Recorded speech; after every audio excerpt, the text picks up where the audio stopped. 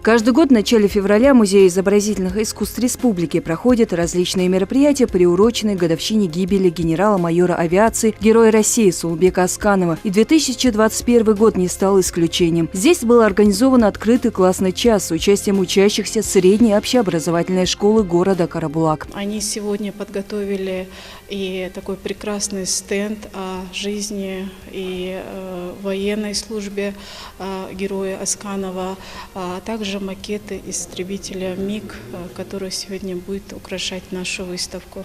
Также на открытом часе дети могут познакомиться со студией «Открытый мир», которая предоставила для нашего мероприятия выставку работ, написанных в технике гуашь.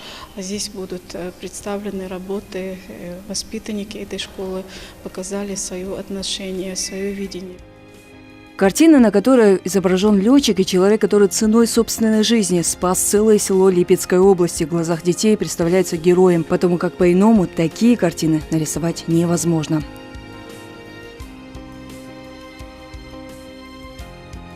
Ранее музеем проводились различные мероприятия. Это всевозможные конкурсы рисунков и фотоконкурсы, вечера памяти и выставки фотографий, рассказывающие о жизни знаменитом летчике. На подобного рода мероприятия сотрудники музея всегда приглашают молодежь, потому что уверены, что память необходимо передавать подрастающему поколению, чтобы имя знаменитого летчика осталось в веках.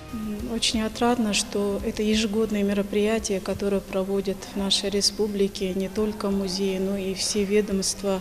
И память об этом герое, о первом герое России увековечено вот в таких мероприятиях, и оно становится уже массовым, ежегодным. И очень важно, что наше подрастающее поколение, для которых прежде всего направлены такие мероприятия, они знают об этом герое. И я думаю, что нет у нас в республике ребенка, который не знает биографии о Сулбеке Сусуркуловиче Асканове.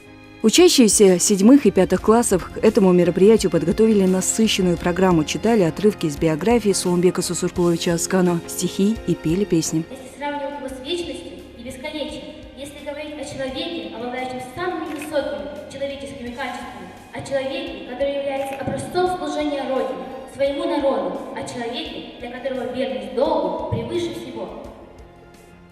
Асканов Сулбек Сусуркулович родился 8 января 1943 года в селе Плиево Назрянского района Чечено-Ингушской ССР, ныне Республика Ингушетия. По национальности ингуш. После окончания школы поступил в ремесленное училище в городе Грозном. Лет оставим, словно птицу высь несет, истребитель самолет. Душа ликует и поет, тобой гордится весь народ. Звезды лед, яркий свет тебе сияет много лет. Награду Божию храня, не забываем мы тебя. И в нашем сердце ты навек отважный летчик Сулбек.